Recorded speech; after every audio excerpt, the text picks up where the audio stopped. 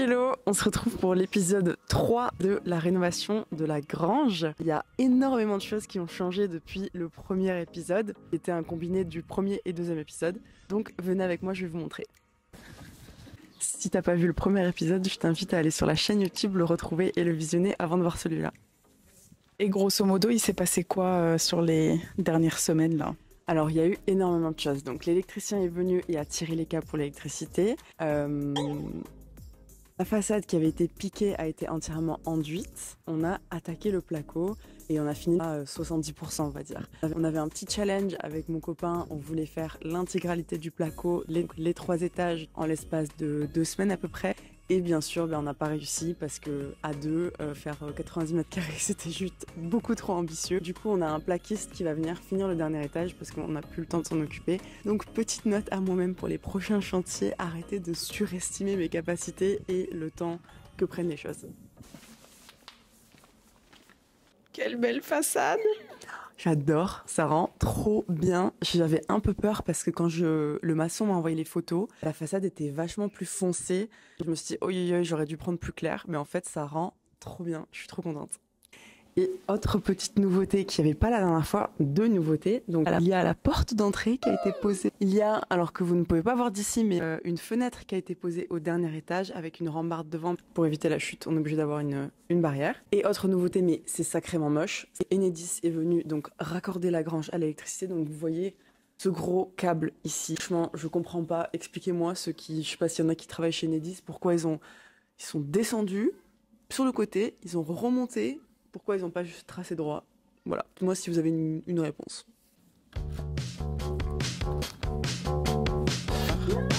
Welcome.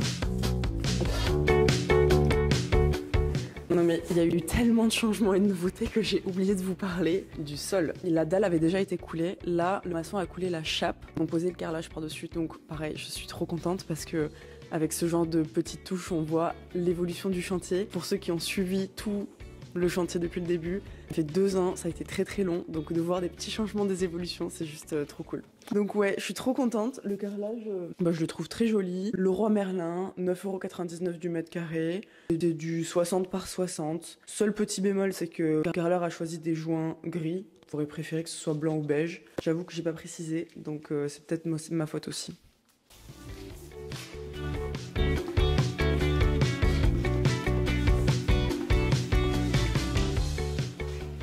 Donc cet étage-là, en fait, ça va être un espèce de débarras, garage, atelier, enfin les locataires en feront ce qu'ils veulent. Ici, donc on a prévu un espace buanderie. Il y aura de quoi raccorder la machine.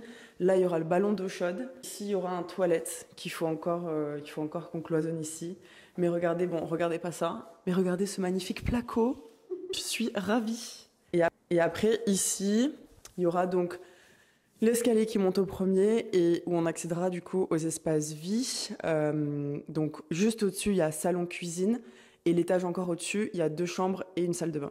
Du coup, on a dû raccorder la grange à l'électricité parce qu'il y avait une arrivée électrique mais qui datait des années 50-60, on n'a même pas pu identifier la date. Et le compteur était au premier étage, la cage d'escalier l'ancienne était ici. Enedis nous a dit que pour raccorder à nouveau, il n'y avait pas le droit d'avoir le Linky et le compteur dans la cage d'escalier, en tout cas pour les nouvelles installations. C'est pour ça qu'on a changé en fait l'agencement de place. L'escalier est maintenant du côté droit. Ils sont venus faire le Linky et le tableau électrique qui sera là aussi du côté gauche.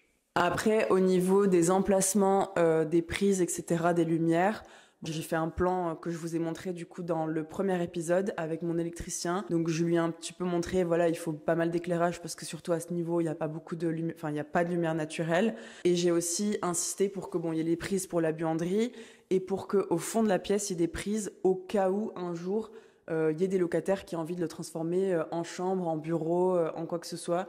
Moi, je préfère toujours en mettre trop que pas assez. Ça coûte pas hyper cher une prise, autant en avoir beaucoup parce que après se retrouver avec des multiprises à rallonge, c'est pas idéal quand même. Bon, ici, il n'y a pas encore l'évolution que vous avez vue juste en bas. Donc, on est au premier étage, le futur cuisine, enfin salon cuisine. Donc ici, l'électricité a été tirée. On a commencé à faire le placo, clairement pas fini. Et on a pour l'instant stocké tout ce qui était encore en bas pour l'instant, donc c'est un petit peu pas rangé, c'est pas idéal pour des chantiers. Donc cette semaine, on a prévu de finir de tout plaquer. Et ensuite, le plaquiste finira donc le dernier étage, qui est un peu plus challengeant parce qu'on a un plafond qui est en pente. On commence à une hauteur sous plafond à 1,80 et on termine à une hauteur sous plafond à peu près 4,50 m. Si vous avez envie de faire votre placo vous-même pour économiser sur un chantier, franchement, sachez que c'est absolument possible. Faut pas être avoir des grosses compétences en travaux. Il y a plein de tutos sur YouTube. Il y a plusieurs façons de faire également. Mais sachez que quand même, il faut être équipé pour que ça aille vite parce que sinon vous allez vous décourager, ça va vous dégoûter.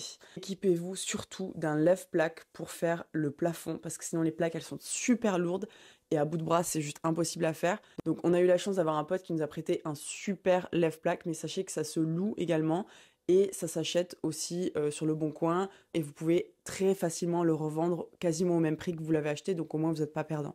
Pareil pour la suite des travaux, et n'hésitez pas à vous équiper, surtout si vous savez que vous allez faire plusieurs chantiers. Nous, je sais que les premiers chantiers, vraiment, ça a été fait avec une perceuse Parkside, achetée à Lidl. Bon bref, c'est très bien pour commencer, mais c'est vrai que plus on investit dans des bons outils, plus les chantiers sont faciles et rapides à faire. Et après, dans cette grange, on a aussi prévu de faire la peinture nous-mêmes, parce qu'en fait, on a un pistolet qu'on a acheté à peu près, je crois, autour des 400 € à Leroy Merlin, mais c'est clairement rentabilisé en un seul chantier. Un gain de temps juste énorme, parce qu'une fois que c'est bâché, la peinture en 2 jours max, c'est fait pour 90 mètres carrés. C'est juste phénoménal. Donc ici, on a la fenêtre de cet étage qui avait déjà été posée par les anciens artisans qu'on ne nommera pas parce qu'ils sont catastrophiques. Le menuisier qui est venu poser la fenêtre en haut et la porte en bas, bien refait les choses correctement, jointé, etc. pour que ce soit 100% aux normes.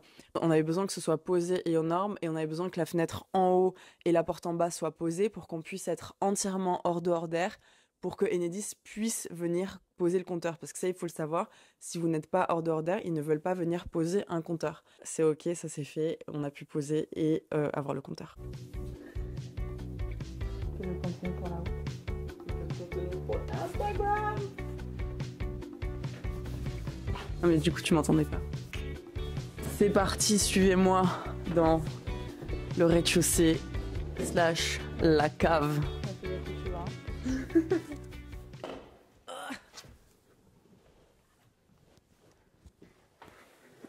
On va montrer ça, hein, c'est pas très aux normes. Hein. Non. Cool. Alors cette porte, elle vient d'un autre chantier qu'on a fait dans un appartement dans le centre de Perpignan. On a commencé le chantier et en plein chantier, l'urbanisme qui est venu toquer, qui nous a mis un arrêt de chantier. Il fallait une porte en bois parce que l'ancienne porte était en bois. Il n'y avait pas d'incidence sur la façade, ça ne changeait rien. Mais on avait bien respecté l'espèce de petite moulure, le quadrillage, etc. Qui ressemblait à la porte d'origine. Donc du coup, on s'est retrouvé avec une porte déjà payée qu'on ne pouvait pas annuler, qui était déjà en production. Et heureusement, il y avait ce fameux chantier sur lequel on a pu utiliser cette porte. Donc on est très contente. Oh. Je vais la fermer. Lève bien la poignée. Ah oui. Voilà. Trop contente d'avoir une clé, une porte qui se ferme avec les happy. Tu es sereine sur ce chantier? Oui, alors je suis hyper sereine.